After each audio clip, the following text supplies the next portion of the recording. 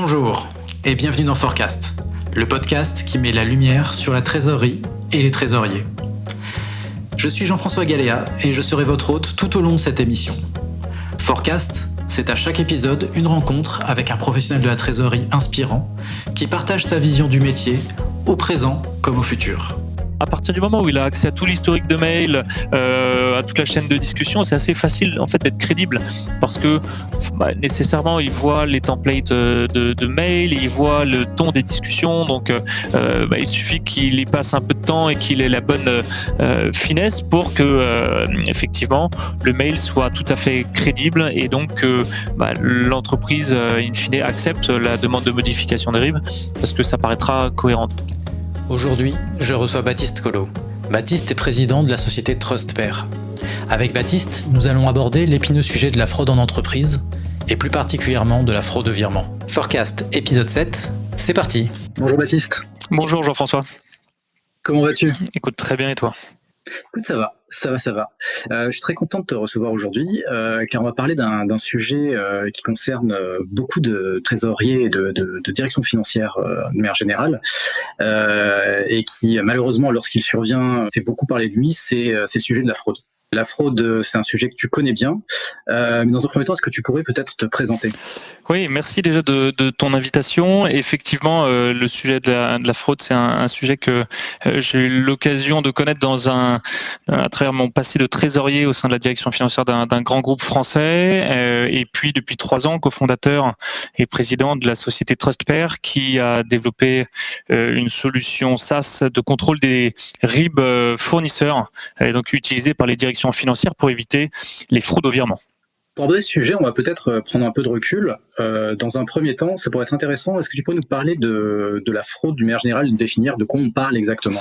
Oui, effectivement, lorsqu'on parle de fraude, il y a plein de cas qui peuvent être possibles, puisque dans l'actualité, on entend parler de fraude à la carte bancaire, de fraude au président, de fraude au FORIB, etc. Bon, la fraude, en réalité, elle peut prendre énormément de formes différentes. Ce qui est intéressant, c'est, quelle que soit sa forme, l'explosion des tentatives de fraude ces dernières années. C'est PwC qui avait sorti une étude qui disait que 30% des directions financières se disaient victimes, ou en tout cas non pas victimes, mais faisaient l'objet de tentatives de fraude en 2009. C'est passé à plus de 70% en 2018.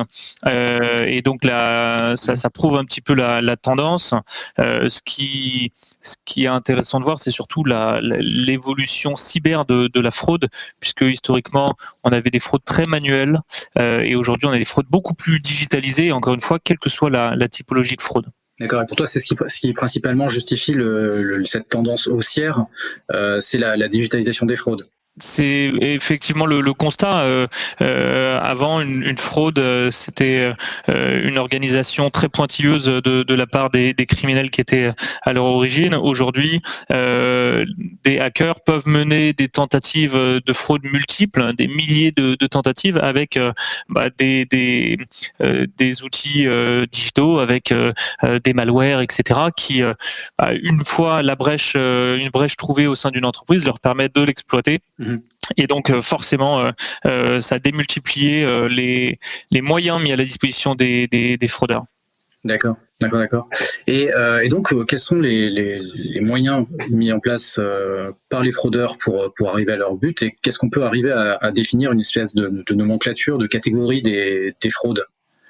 Oui, alors si on s'intéresse un peu plus précisément à la catégorie de fraude sur laquelle on a une certaine expertise chez TrustPair, on va parler plus précisément de fraude au virement. La fraude au virement, elle regroupe toute une catégorie de fraudes qui ont la même finalité, c'est-à-dire pousser l'entreprise à émettre un virement vers un compte bancaire qui n'appartient pas au tiers qu'elle souhaite payer, quel qu'il soit, que ce soit un fournisseur, un client, un salarié ou autre, mais vers un compte bancaire qui est détenu par un fraudeur. Alors, cette typologie de fraude, elle existe parce que un numéro de compte bancaire est anonyme. Et donc, parce qu'il est anonyme, l'usurpation d'identité est possible et donc est largement exploitée par les fraudeurs.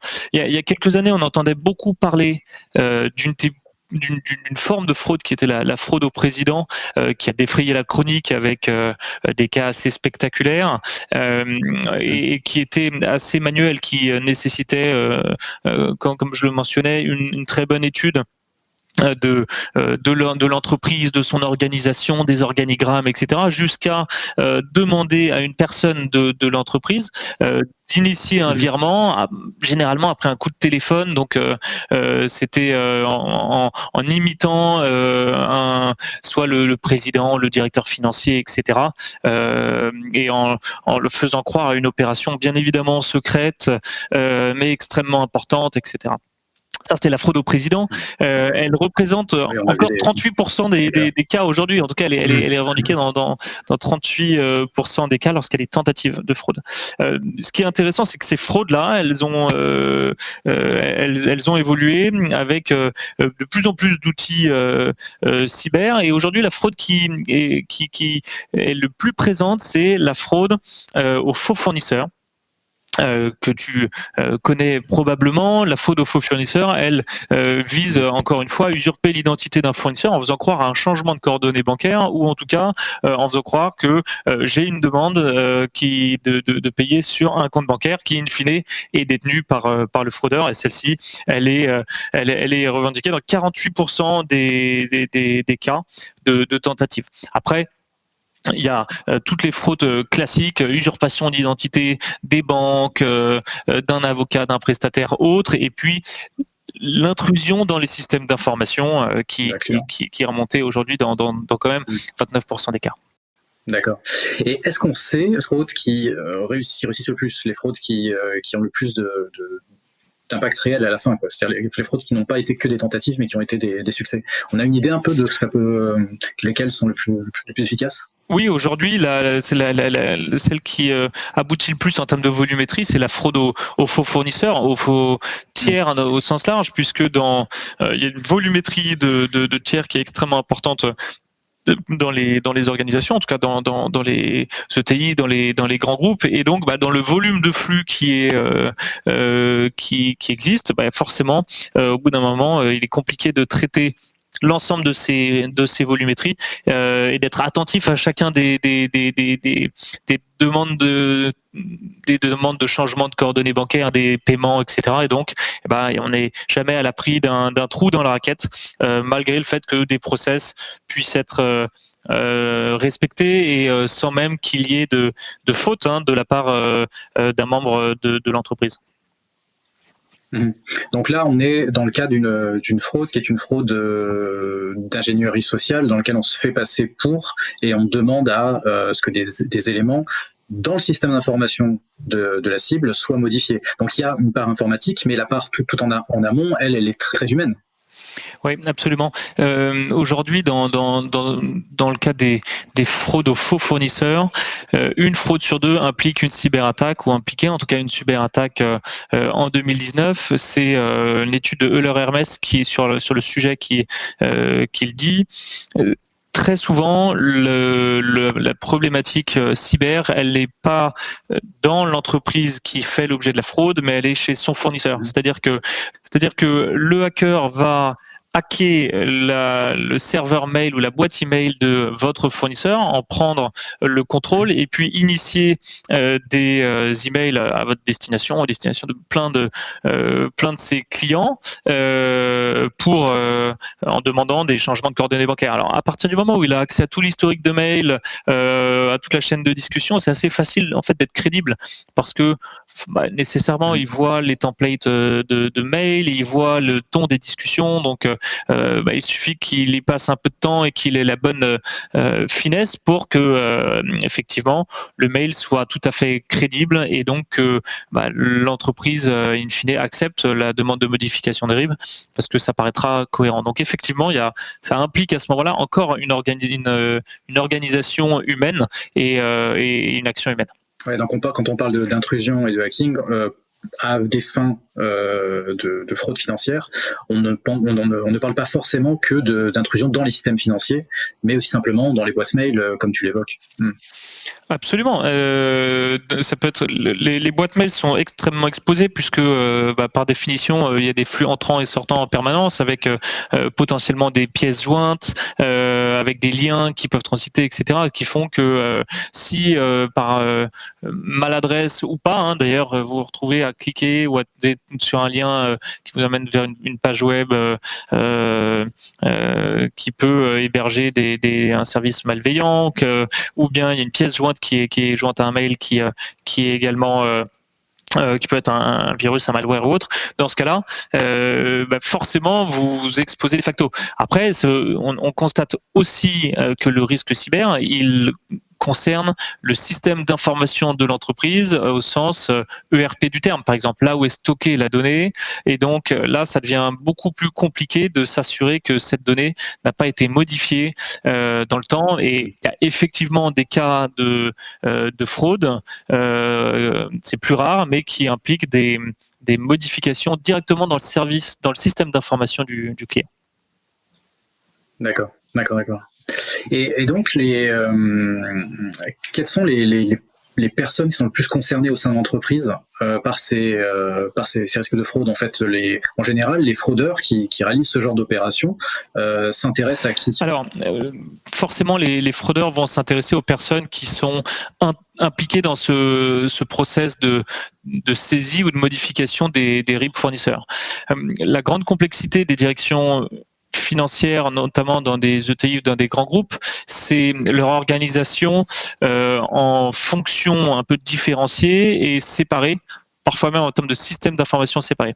On parle beaucoup du process P2P pour le procure-to-pay qui va impliquer des achats en passant par la comptabilité, par la trésorerie, et donc à chaque fois des outils qui peuvent être séparés, des données qui sont séparées et un manque de traçabilité de l'information, puisque la donnée, elle va pouvoir être saisie au niveau soit des achats ou du référencement du fournisseur, elle va être utilisée ou maintenue au niveau de la comptabilité, et puis ensuite, ça va être le trésorier qui va signer les campagnes de paiement qui sera in fine envoyée à la banque. Alors, quand on s'intéresse à cette chaîne de paiement, il y a 3 grands points de risque qui sont identifiés. Le premier, c'est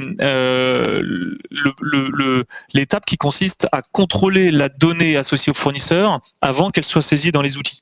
On constate deux cas. Le premier cas, c'est cette donnée, elle est saisie directement par un fournisseur. Par exemple, sur un portail fournisseur, le fournisseur va rentrer son RIB avec ses différents coordonnées bancaires.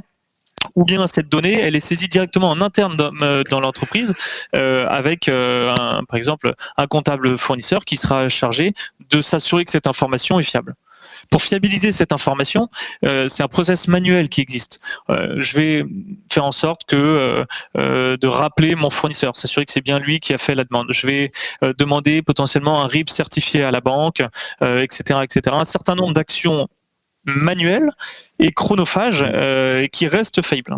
Et c'est important parce que avoir quelqu'un au téléphone aujourd'hui, ça ne garantit pas que c'est la personne qu'elle prétend être.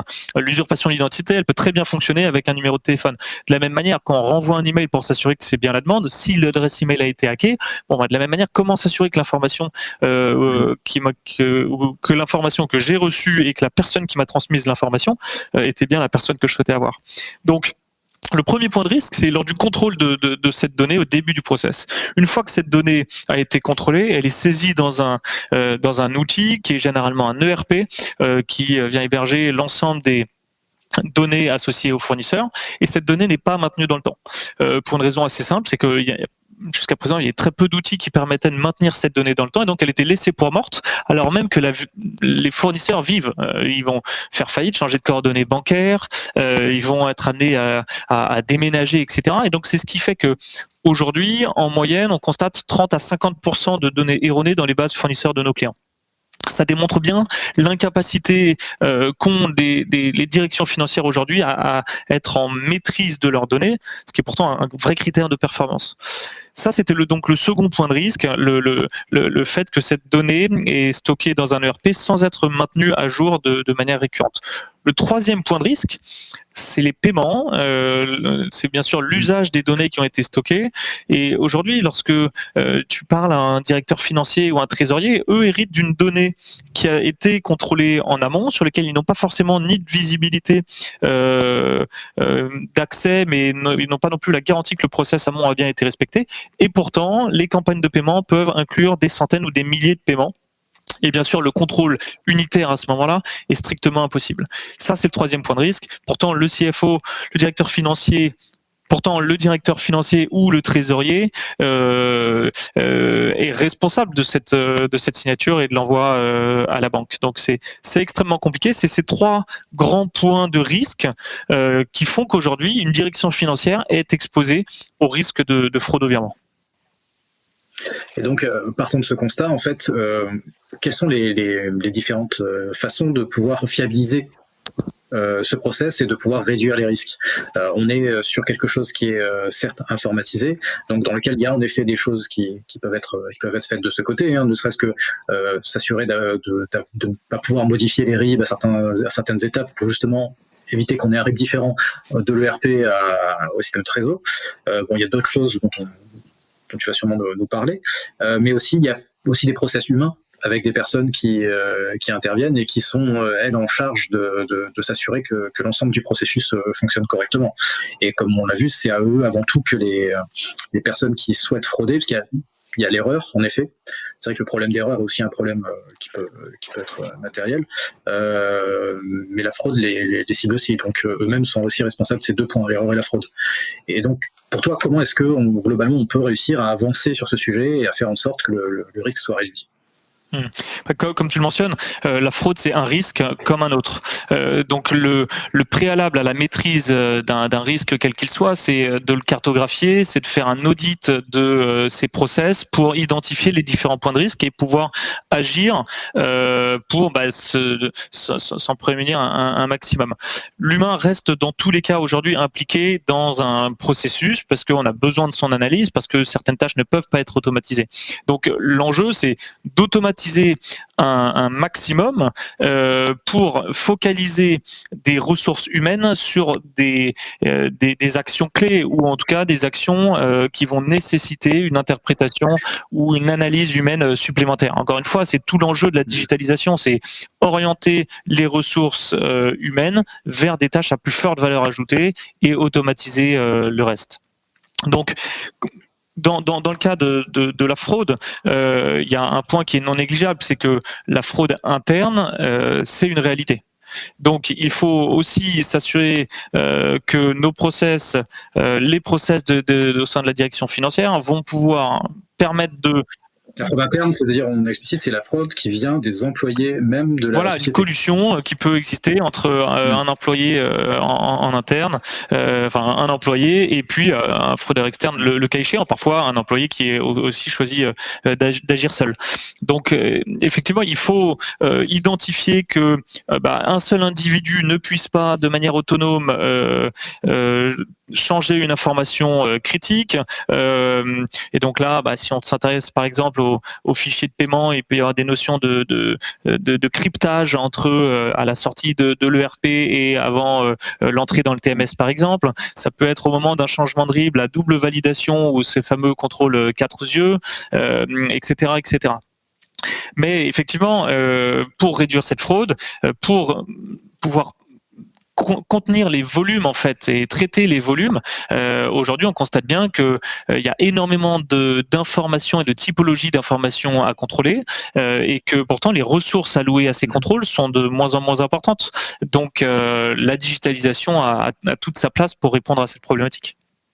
Ouais, donc on parle de volume, donc il y a un lien assez direct entre les potentiels de fraude et d'erreurs et d'obsolescence de données et le type d'activité et la taille des structures. Plus on a une activité qui entraîne de la volumétrie et donc plus potentiellement on peut être sujet, ou du moins on a un sujet sur ce type de fraude.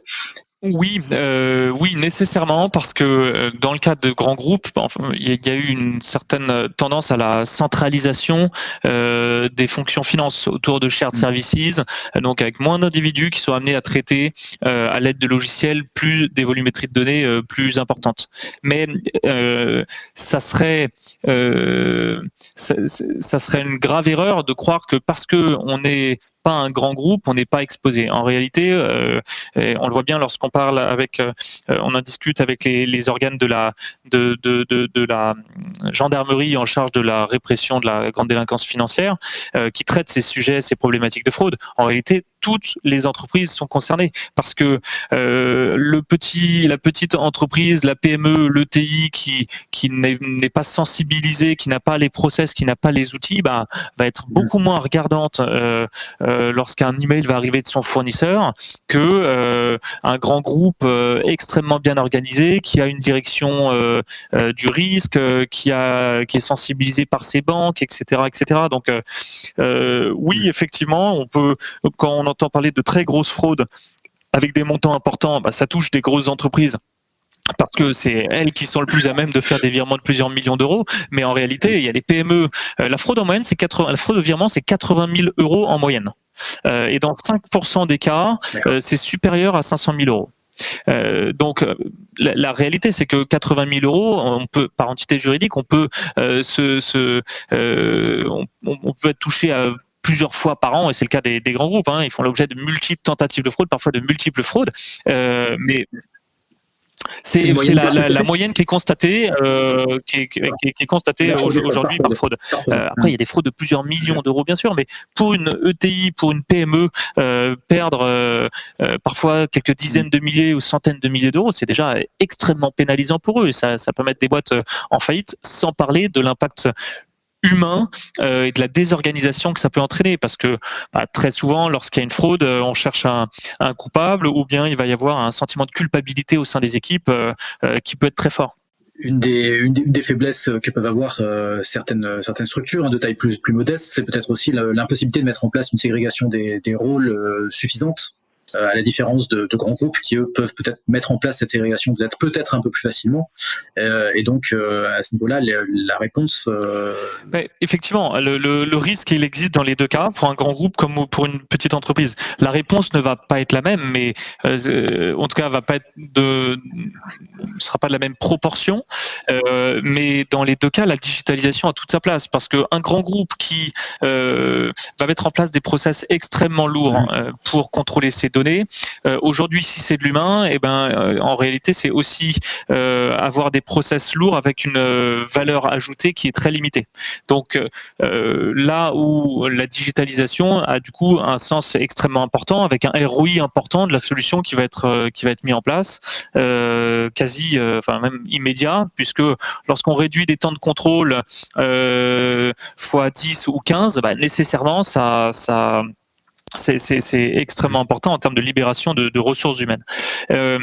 Sur une plus petite entreprise, effectivement, elle ne va pas embaucher pour se structurer autour de process. Donc, elle a bien besoin d'être équipée d'outils digitaux qui vont lui permettre de procéder à des contrôles qu'elle n'a pas les moyens de mettre en place autrement. Donc, la réponse dans les deux cas est digitale. D'accord, très bien. Il y a quand même matière à améliorer les processus en interne et l'organisation humaine également. Oui, dans tous les cas, l'humain reste au cœur de l'organisation. Donc, l'optimisation, ça va être de permettre de passer toujours sur une organisation dans laquelle il y aura peut-être 80% des volumes qui seront traités de manière complètement automatique, et par exemple 20% qui retiendraient l'attention, qui nécessiterait une interaction humaine. Alors, je lance cette fameuse loi de Pareto sans conviction, mais dans n'importe quel projet digital, on sait que il reste des exceptions qui doivent être traitées par des humains. Et donc là, ça serait se leurrer de croire que ça n'est pas le cas. D'accord. Et donc nous, on a une typologie d'acteurs qui nous tient à cœur, qui sont les trésoriers. Et donc le trésorier dans ce process-là, quel rôle il peut avoir? La position du trésorier est intéressante parce que historiquement, c'est le trésorier qui a la responsabilité des moyens de paiement et des risques associés. Donc le risque de fraude au paiement est forcément dans son escarcelle. Mais la limite du trésorier, c'est que il hérite d'une donnée qui est en fait traitée dans un process amont au niveau de la comptabilité. Les paiements ne sont pas émis au niveau de la trésor, ils sont émis dans l'ERP et la mise en paiement se fait au niveau de la comptabilité. Donc, de ce fait, lorsqu'on parle de mise en place d'outils digitaux, très souvent, le constat qu'on fait aujourd'hui, c'est que le trésorier a un rôle un peu de chef d'orchestre, c'est-à-dire qu'il va pouvoir sensibiliser les équipes en interne, promouvoir l'outil ou les outils qui seront nécessaires à la transformation des process et donc être voilà le prescripteur d'une solution et de la transformation de l'entreprise. C'est et d'ailleurs tout à fait dans la tendance de dire que les directeurs financiers et les trésoriers qui sont généralement très proches des directeurs financiers ont ce rôle de chef d'orchestre de la digitalisation de la fonction finance. Et sur le sujet de la fraude, c'est tout à fait vrai. Dans les projets que nous menons, par exemple chez Trustpère, les trésoriers sont très très régulièrement impliqués parce qu'ils ont cette expertise, cette sensibilité, même s'ils ne sont pas toujours les utilisateurs principaux de la solution qui sera mise en place. D'accord, très intéressant. Et pour finir, une question un peu plus macro. Comment est-ce que tu vois évoluer, toi, le secteur par rapport à aujourd'hui? Quels sont les grands axes qui sont développés aujourd'hui, mais surtout qui pour toi seront les plus porteurs demain, en termes que ce soit en termes de lutte contre la fraude, d'orientation, d'organisation interne, comment les groupes s'organisent et comment est-ce que tu vois cette évolution? Est-ce que je suis la bonne personne pour répondre complètement à cette question? Je ne sais pas, mais le constat qu'on fait, en tout cas en tant que solution nouvelle, puisque une solution comme Trustpère, c'est pas une solution de remplacement qui vient remplacer un outil existant. On vient équiper des individus qui jusqu'à présent étaient dépourvus de moyens.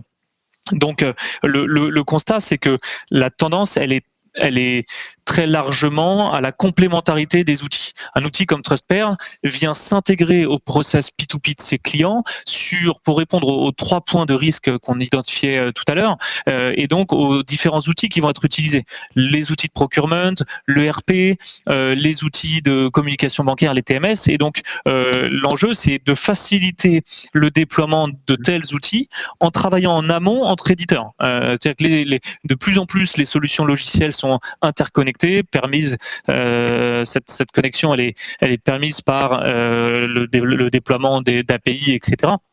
Et donc, la vision qu'on a du secteur, c'est que des outils de contrôle de données de tiers tels que Trustpère sont en train de devenir la norme et ils interviennent en complément d'outils existants. C'est-à-dire qu'en parfaisant vraiment l'intégration avec les outils existants directement dans SAP, on a la possibilité de contrôler l'ensemble des tiers de nos clients. Alors je mentionne SAP ou n'importe quel autre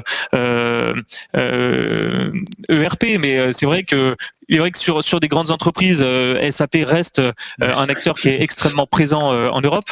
Et donc, l'enjeu de répondre à ce besoin de contrôler la donnée, non plus de manière extrêmement ponctuelle, mais en continu, est devenu la norme. Et donc, l'enjeu, c'est effectivement d'interconnecter des outils. Les ERP ou les outils existants ne sont pas spécialisés dans le contrôle de ces données. C'est un métier complètement différent d'analyser du risque, de traiter de la donnée, etc., et d'estimer le risque qui lui est associé. Et donc, voilà, la tendance, c'est vraiment l'interconnexion des outils pour faciliter la vie de nos clients au quotidien et leur permettre d'avoir justement le focus sur des actions et leur permettre d'avoir le focus sur des points de risque qui auront été identifiés par la solution, plutôt que de faire du cherry picking, c'est-à-dire que je vais prendre un fichier au hasard et puis de temps en temps m'assurer que la donnée est correcte. Oui, le terme intéressant là, que tu as prononcé, c'est contrôle permanent. C'est vrai que c'est une notion qui est intéressante et qui donne une bonne image de ce que pourrait être une solution du moins un processus qui nous assure que la donnée est la bonne à chaque fois que nous réalisons une action. Absolument, parce que en plus de ça, il y a cette notion de toujours le garbage in, garbage out. Quand on parle de données, on parle de plus en plus d'agilité, de fluidité dans le process, etc. Or, la qualité de la donnée est directement liée à la fluidité du process, puisque si il y a un risque sur la donnée, si il y a des sujets de format, de risque, etc., forcément il y a des points de crispation et donc le process s'allonge, demande de plus en plus d'intervention humaine, etc. L'enjeu au contraire, c'est d'avoir une donnée propre de bout en bout pour avoir la fluidité maximale et limiter au maximum le risque.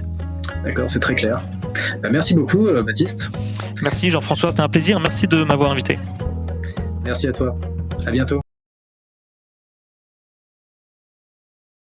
Maintenant terminé. Si vous avez aimé ce podcast, aidez-nous à le faire connaître en le partageant sur LinkedIn et en suivant la page du podcast. Merci d'avoir passé ce moment avec nous et à très bientôt pour un nouvel épisode.